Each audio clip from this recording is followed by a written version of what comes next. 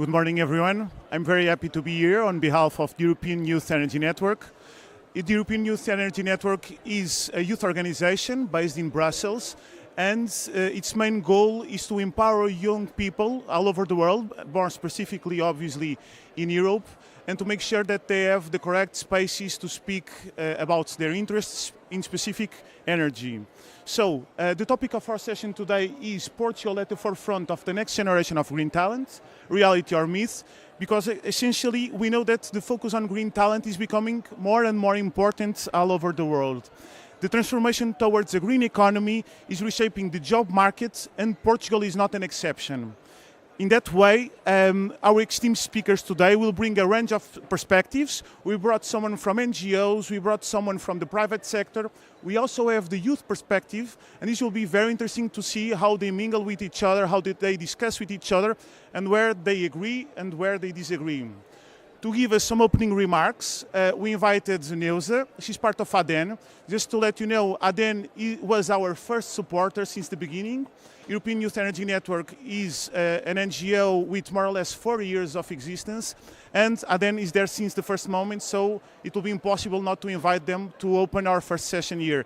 Neuza, thank you very much. The stage is yours.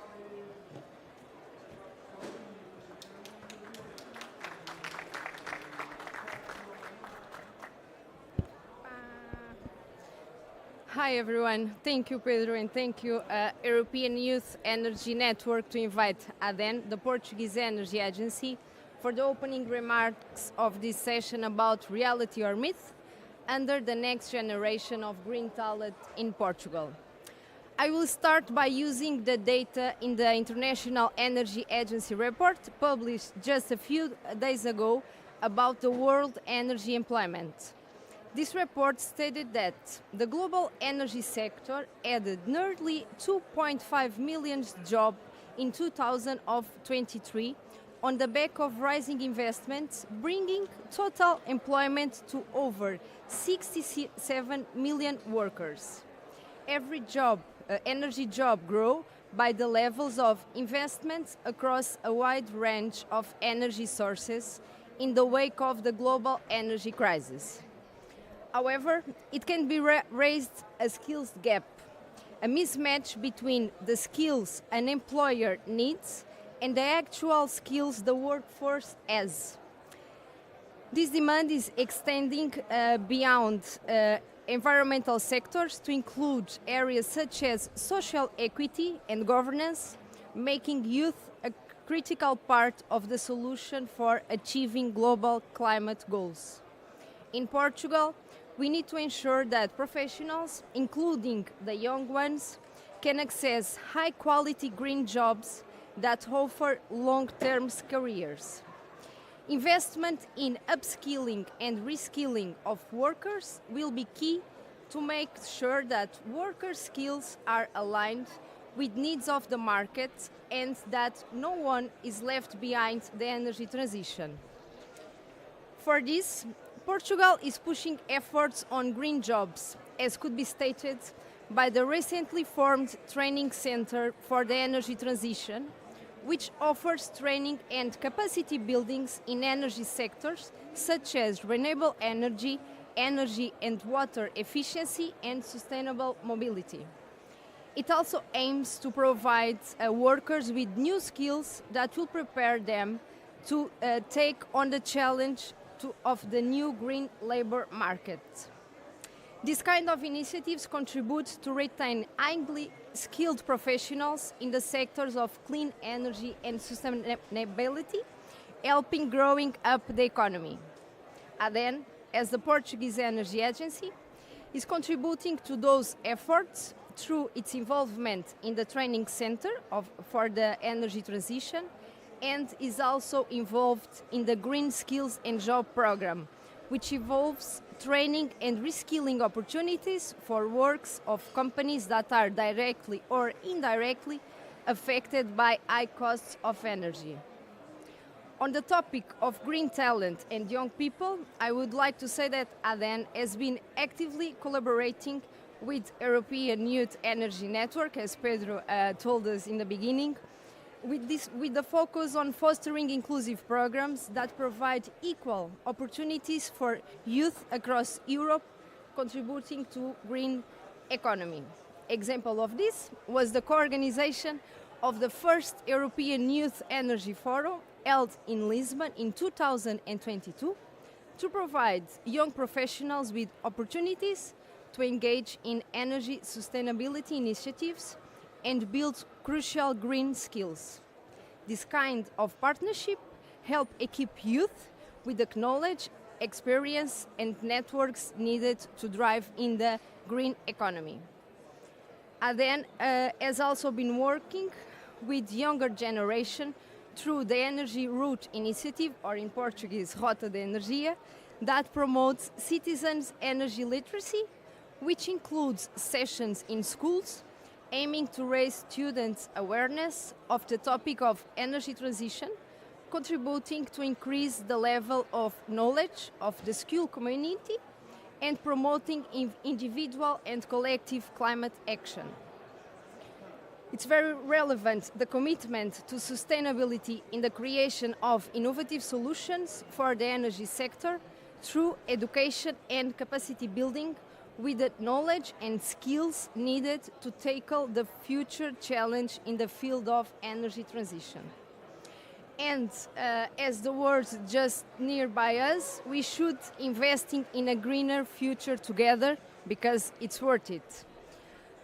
To finalize, I hope the answer and the conclusion of this session challenge will be its reality. Thank you for your attention and I wish you a good session.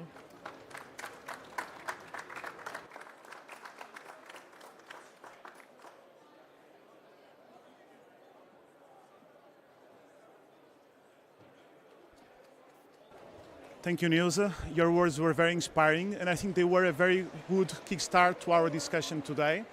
And I hope you also know, you and the rest of the members of ADEN that are here, how important the partnership between EYEN and ADEN is for us as well. Thank you for that. Moving on, I'm going to invite our esteemed speakers to our session. So I will ask you that you sit from the second seat onwards. I'll sit on the first seat. Alice Curi, Head of Legal, Alexia Portugal, and founder of Women in ESG Portugal. Francisco Ferreira, President of Zero, Associação Sistema Terrestre Sustentável, a Portuguese NGO. João Verdelho, Global Head of Talent Management at EDP, an utilities company based in Portugal, but a global company now. And Mariana Gomes, President of the NGO Último Recurso. A round of applause for them, please.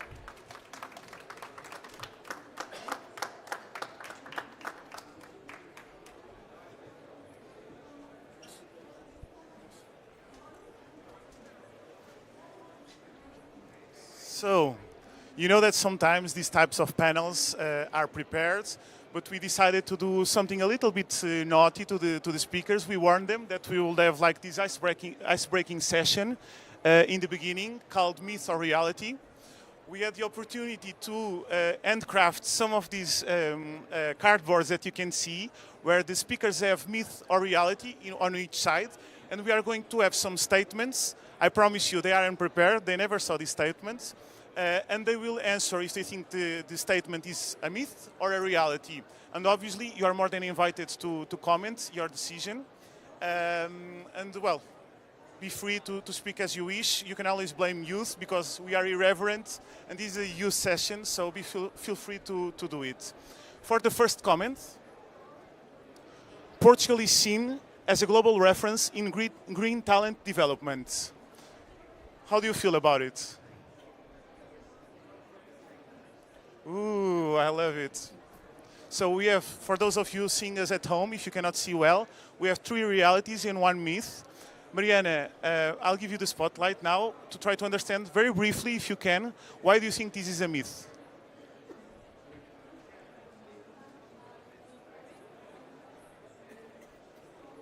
Hello. Okay.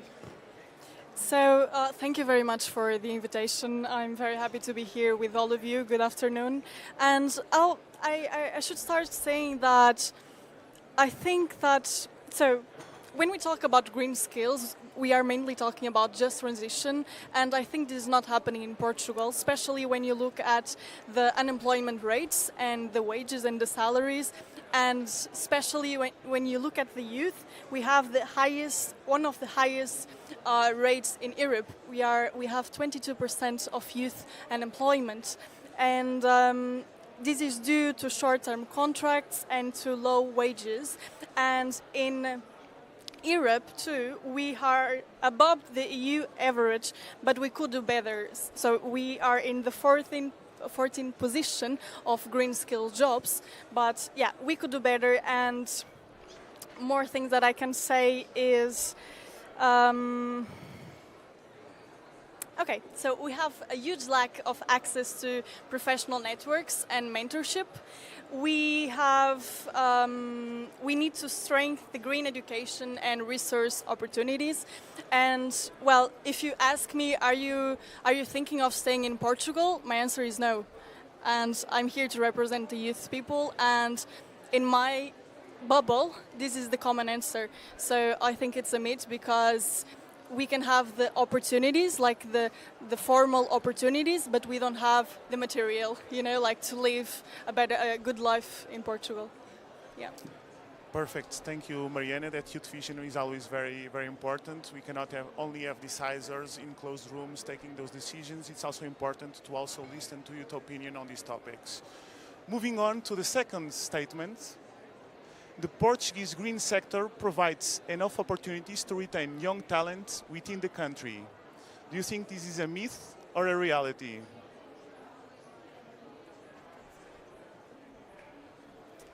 Interesting to analyze. So this time 3 myths and 1 reality. João. Alfalfa. Oh, this is interesting. Maybe a very brief comment here with Francisco to start. I think I align a little bit with the comments that were just made. I think that there's a lot of excellent talent, and I'm not here only, to be honest, as leading a Portuguese NGO. I'm also a little bit here as a university professor with a lot of environmental engineers that goes through Nova FCT. And I see that a lot of them actually go abroad. They become excellent professionals because they're not captured at home due to the fact that sometimes the difficulties, the salaries, the conditions are not as good as they should. So on one side, I think that talent can be kept. So that's my reason for the half. The other half is that we have to recognize that we're losing some of those excellent professionals, which is good. We have a global market. We have a planet everywhere with needs, but we need to invest more in those talents to actually enable Portugal to go further and further in terms of investing in all different areas of sustainability. Thank you, Francisco. Maybe a brief comment. João, you're part of EDP, a company from the private sector. I know that EDP, and I know I'm biased probably saying this, but I know that EDP has been a top employer in the last years in Portugal. Why do you think this is a reality, and what makes you a different company from the rest in this topic?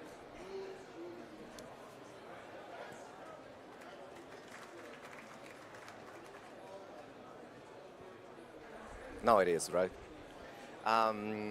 So I do know the numbers, and I do know that we can improve in some areas, definitely. But it's also true that in Portugal, we're actually recruiting a lot more. We're having more demand than actually the talent available, and we use all the talent that we have in Portugal to export it to other parts of the world. So at TDP, we're over 45 years old. We started in Portugal. Now we work in 30 different countries, 70 different nationalities, and we still recruit 1/3 of our population in Portugal, whether it's to based in Portugal or in other markets that we do operate. So definitely in Portugal we still see higher rates of access to education, degrees, also in STEM areas. It's a very valuable workforce that we have, that we recruit and then we use either in Portugal or in the rest of the countries that we operate. Lovely. I hope that message passes to all the rest of the companies as well. Moving on to the final statement. Portugal's green talent development strategy lacks long-term vision. A brief comment on this from everybody.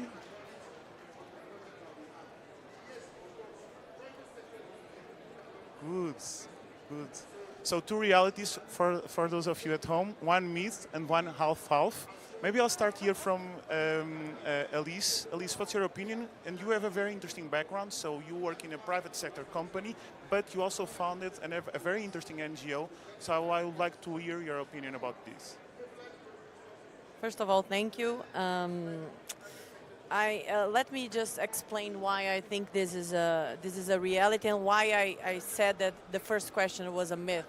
I think that we are developing great green talent in hard skills. But as I will speak, if Pedro later on asks me what he intended to ask, besides this surprise, I think the green transition, which is not only environmental transition, it's also a geopolitical and a governance transition, needs not only hard skills, but also soft skills and interconnected hard skills, multidisciplinary ones.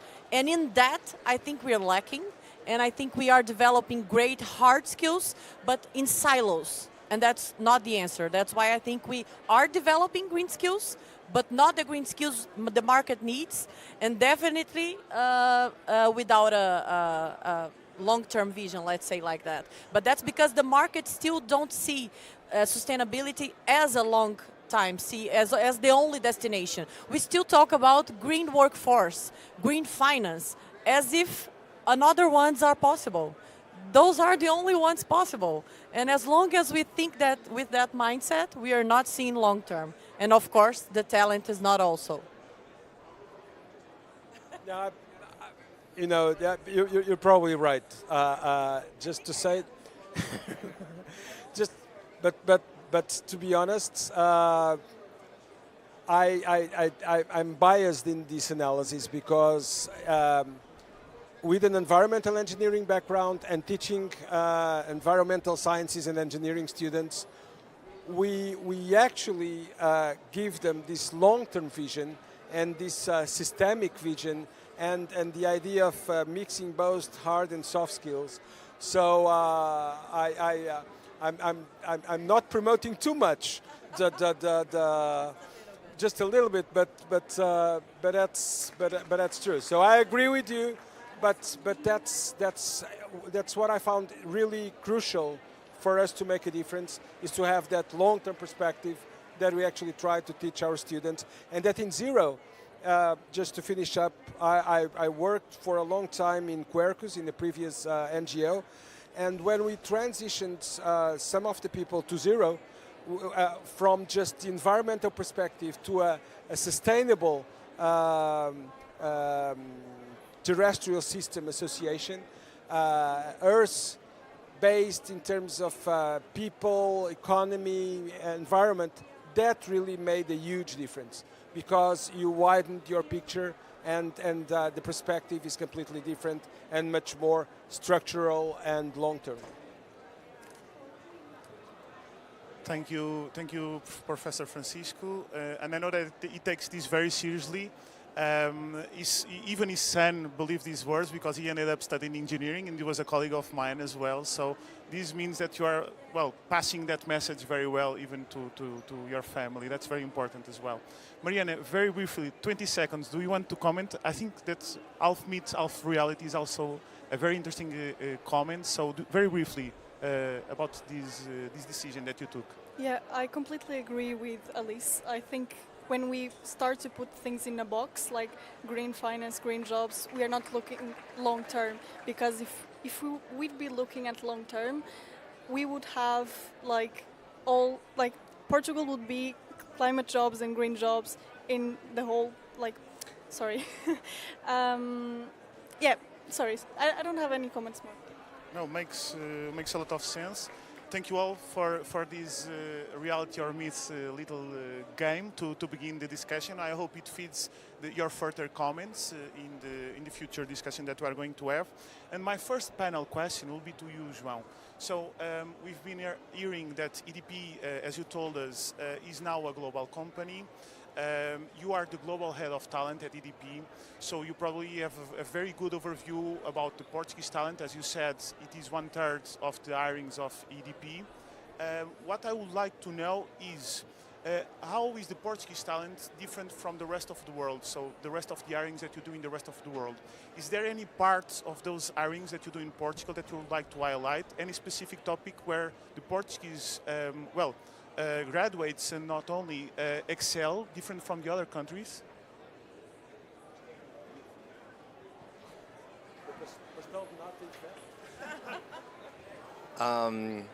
There are. So starting by the facts and going to Pastel de Nata, because I think it's an important thing. The facts are, in Portugal, 60% of people with between 25 and 34 years old have access to higher education. And the majority of them in STEM areas, so science, technology, engineering and maths, so areas that we can use to lead the energy transition.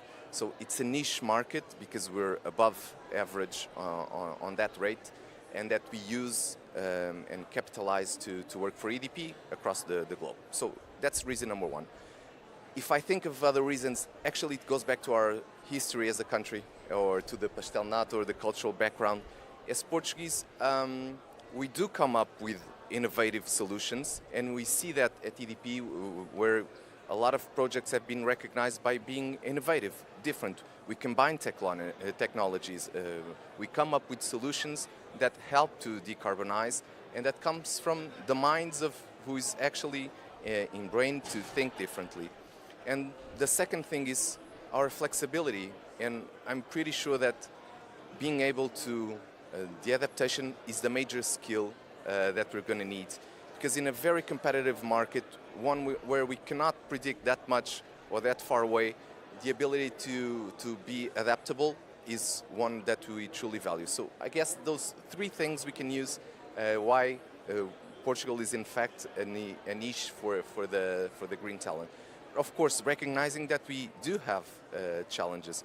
We were talking about academies.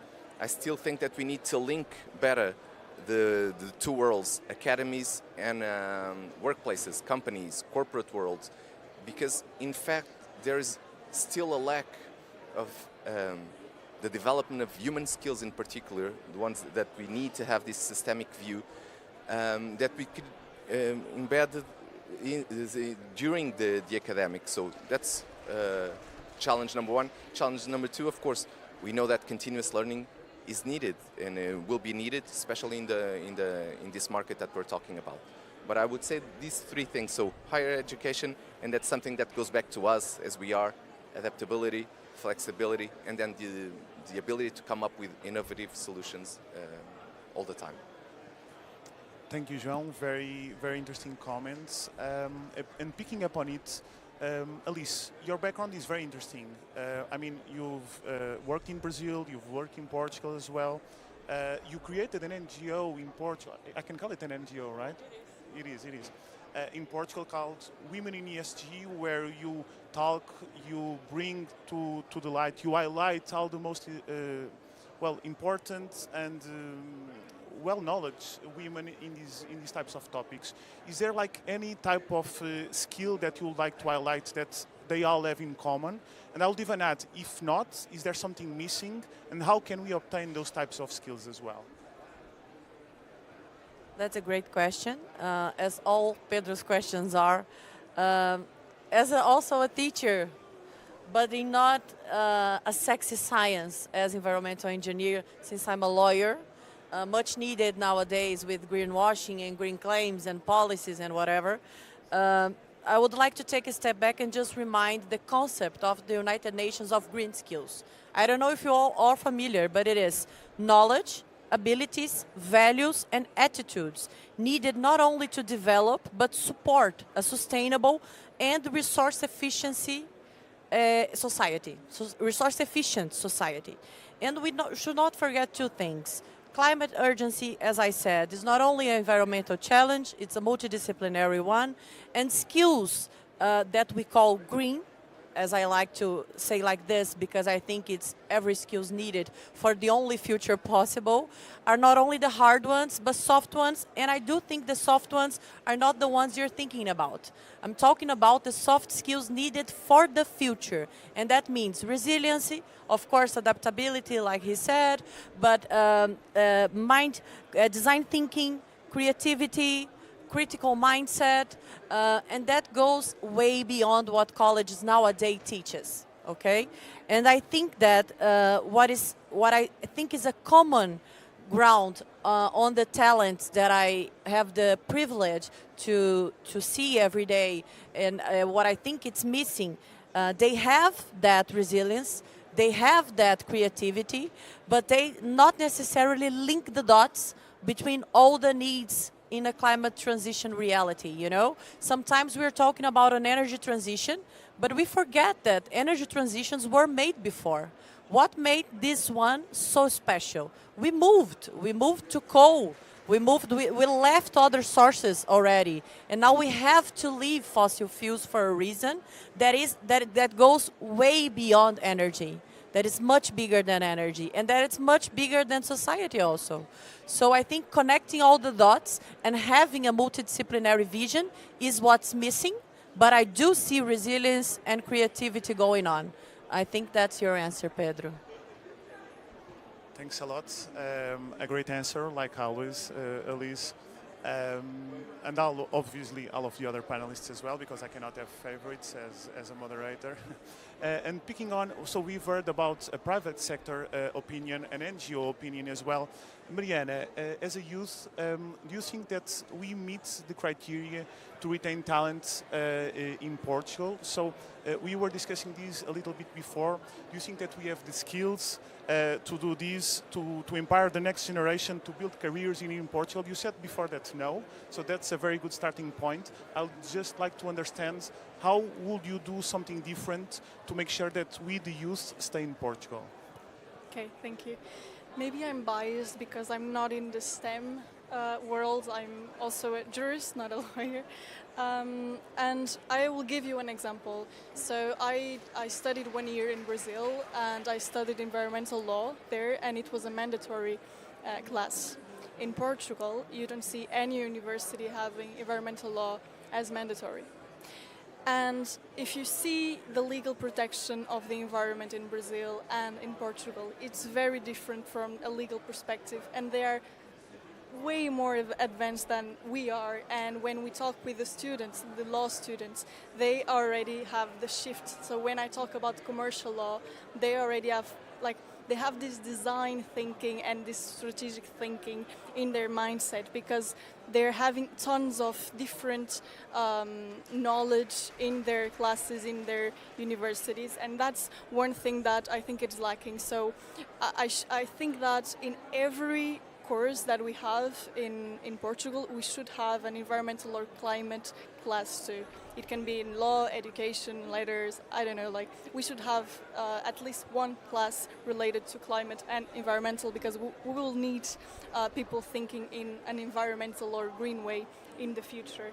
The second thing that I think that we need to is better network and mentorship programs. So right now the mentorship and the networks that are created are they are created in a private base, so I need to talk with someone to be my mentor or to create a network.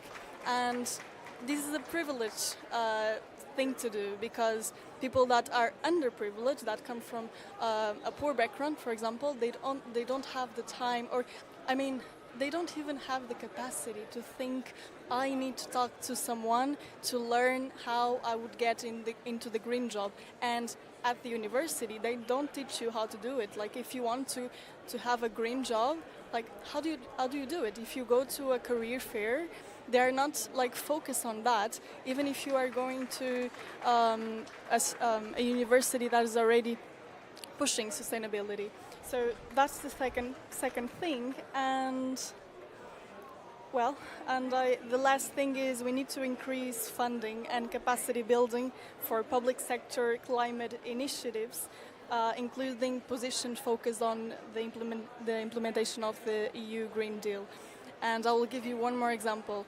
I think nowadays the judges and the lawyers in Portugal are not trained to deal with environmental issues and climate issues. Like, if you go to a court and present a climate case, they don't know what to do with it.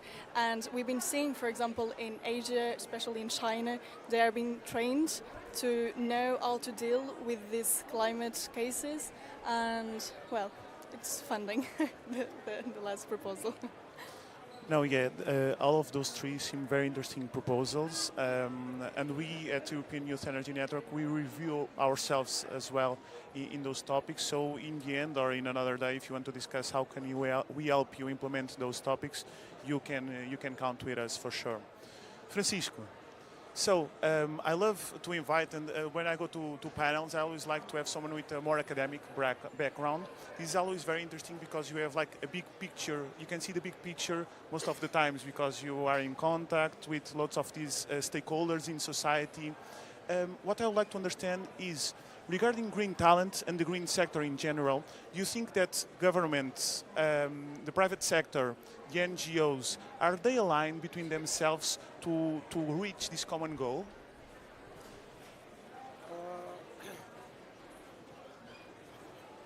Okay, at least I think there is a from the point of view of Zero and also from the point of view of the academia, I think that is fundamental for you to dialogue and establish bridges. And you see that, for instance, within Zero, we talk to all the partners. Even with the private sector, we disagree with some of the investments that they do, including fossil fuels. So we talk with, in the last 2 weeks, we had a few days ago with the maritime transport sector. 1 week and a half, we managed to have a workshop with the aviation sector. We talk with some of the major companies in Portugal on the issue of decarbonization, criticizing the way they prioritize investments, and that is, I think, that is probably the first, one of the most important issues. Never close the doors.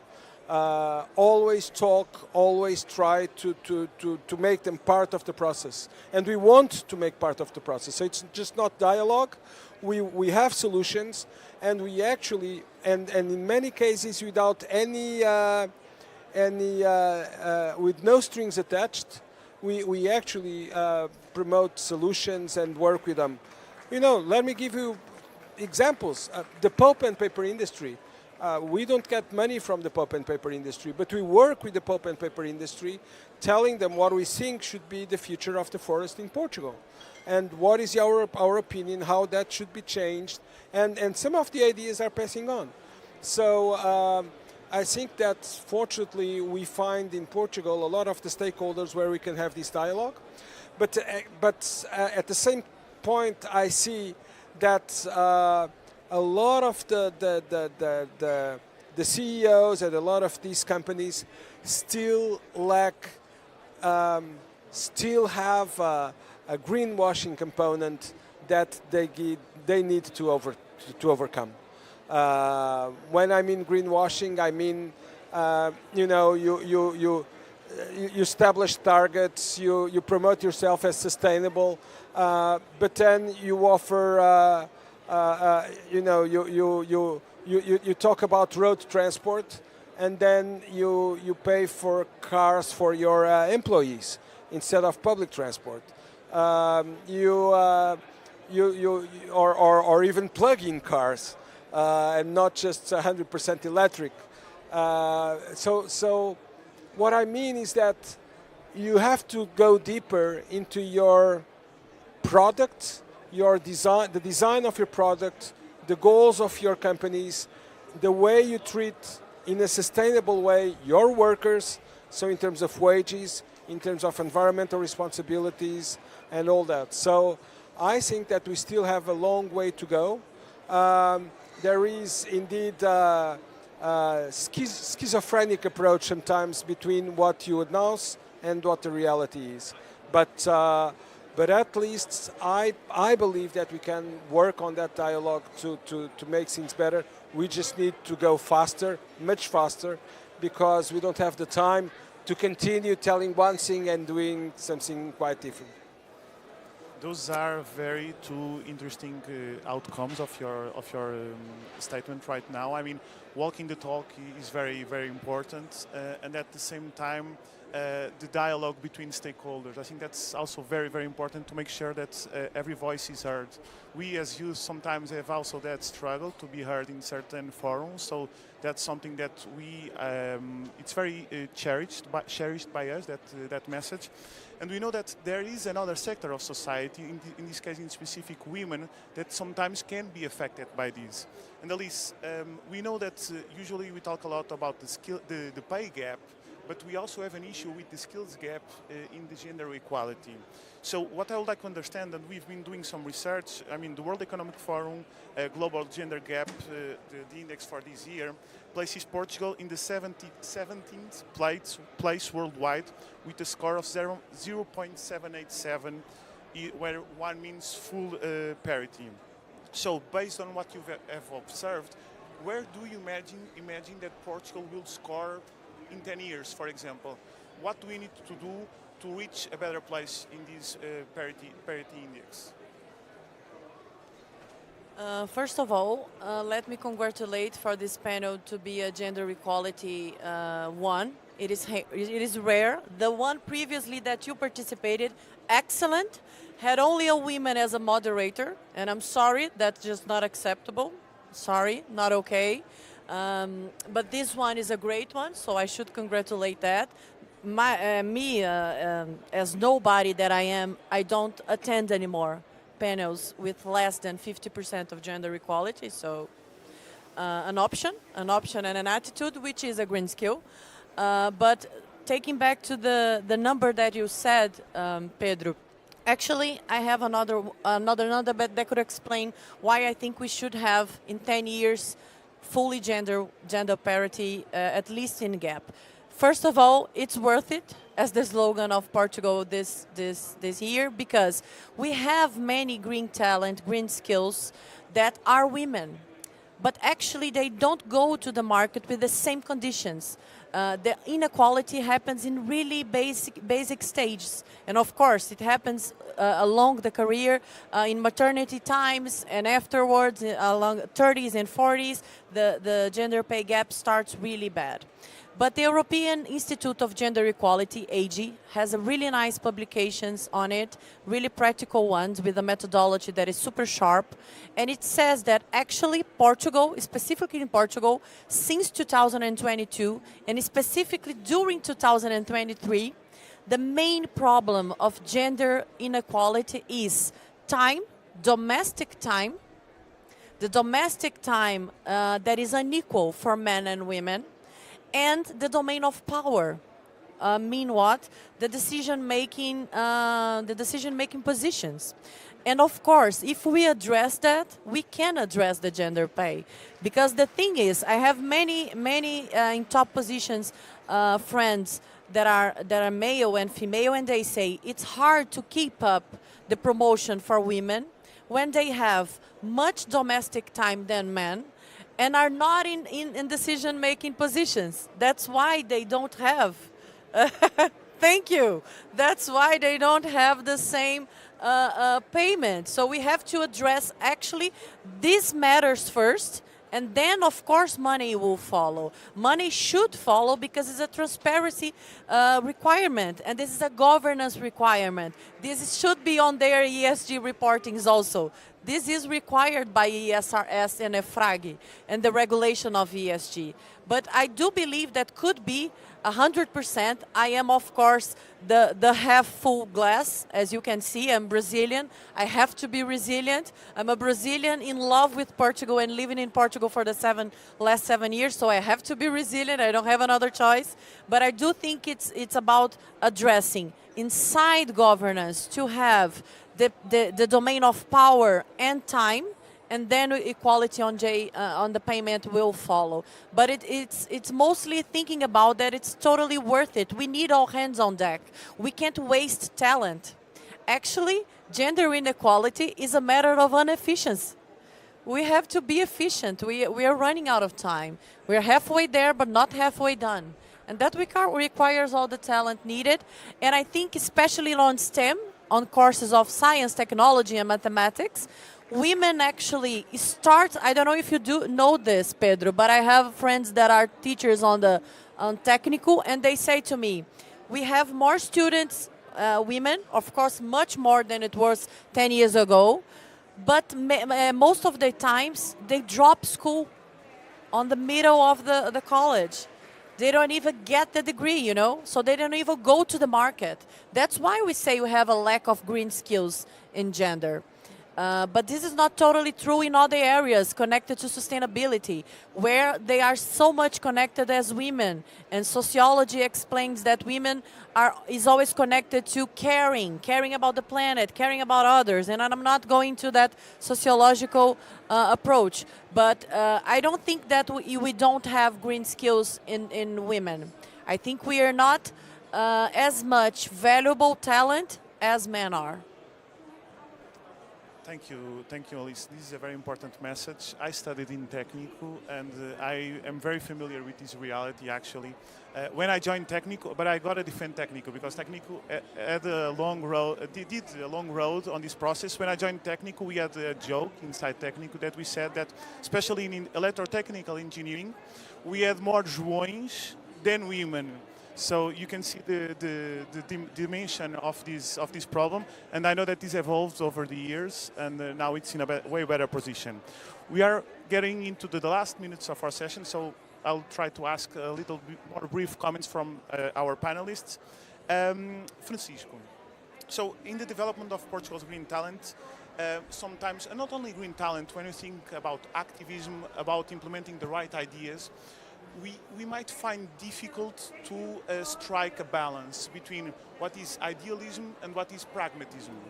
So what will be your advice to make sure that we can accomplish our goals, but at the same time do not forfeit in some of our ideas and some of our values? I think that's the most important part. I think it's quite difficult to reach that equilibrium. Because you also have to balance between your motivation, emotions, and then to perceive that what you do in many cases only represents a really small step towards what you would like to impact in terms of the society. But I think that realism maybe is the key word, and when I look at Zero, for instance, and the role that we played in promoting the Portuguese climate law, promoting the end of coal, looking at the changes to reduce the impact of noise pollution in the current airport, for instance, in Lisbon, in many cases, in promoting the more natural protected areas, trying to achieve the best solutions for implementing renewables and protecting the ecosystems. When you actually look at those impacts, you know that you can make a difference. So even if you don't get 100%, I think that it's important to recognize that that role makes a difference in society, makes a difference for yourself, and it's worth being engaged in this challenge. Thank you. I'm happy to know, at least from my personal view, that it is possible. And we cannot talk about skills without talking about artificial intelligence.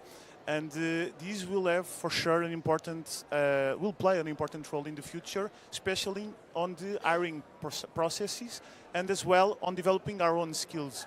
João, as a global company, how do you feel about this? What will be your advice for people that are studying now, even for the current workforce that we have right here, so that all of us can adapt to this very near future? So, AI, it's all that we've been hearing in the last couple of weeks, months, and in this meeting as well. But I would say that the good part is people seem to be worried about AI. I'm truly happy for a couple of reasons. One is because upskilling and reskilling can no longer be buzzwords.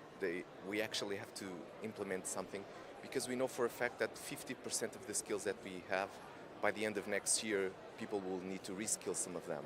So actually that will force us into action, and no more buzzwords. Actually, we have to do something about that. And we know also some interesting studies have come up how CEOs are worried about the fact that there may be a gap between their strategy and actually the competencies that people display.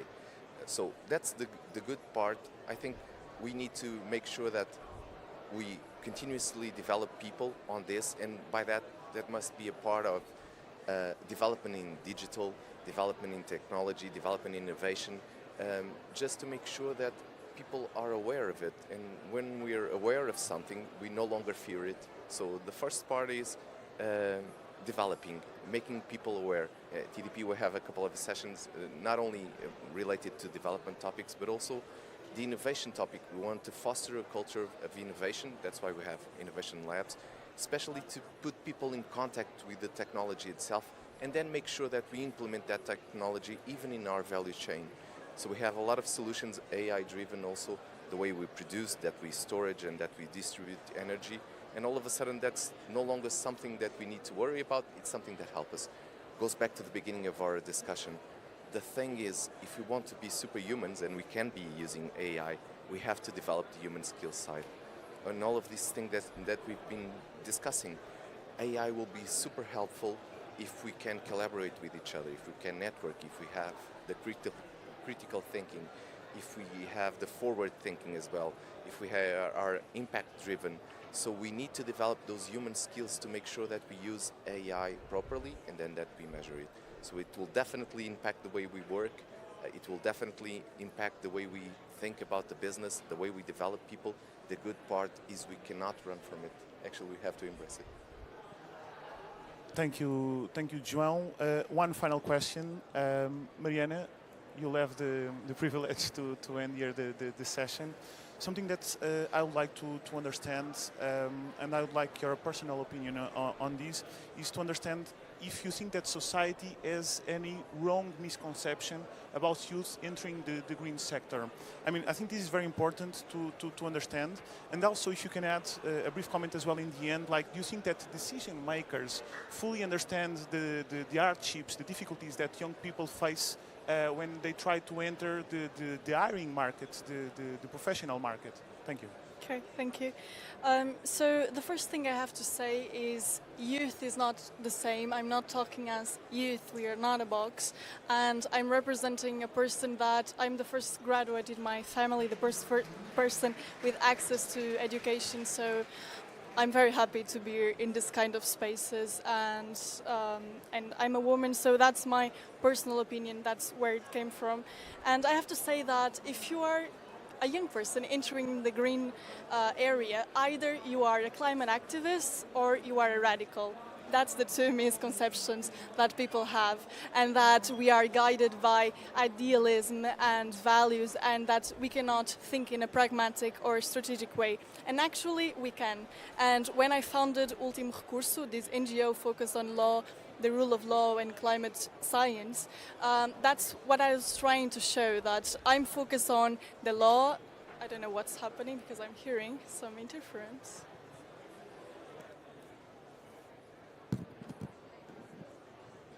So that's, yeah? Hello? Yes? Okay. Okay.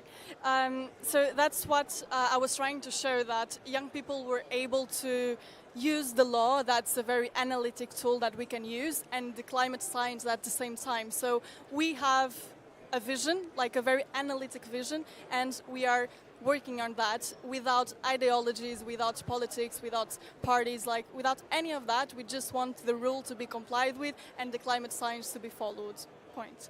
And the second thing about the the decision makers, I think they don't understand the financial barriers that youth people have, especially underprivileged youth people, and it's so difficult to find your place in Portugal. There's a lot of cultural things happening that I don't have time to talk, but it's very, very difficult. And some people don't have the privilege to do underpaid internships to put in their CVs, for example. And the second thing is mental health and burnout. So most of the young people that want to be in the green space, they are facing eco-anxiety, and we are not taking this into account. Like, we have like a huge anxiety about our future, and we don't know what's going to happen, but accordingly to science, we know it's not going to be good. And well, I don't think our decision makers are taking this into account. Thank you. So just to finalize, as you saw, we were able to bring together NGOs, youth perspectives, private sector as well. So if we can do it, I think the rest of the society can do it as well. This is the final message. I'll ask you to join me in the final round of applause to our panelists. Thank you very much for attending.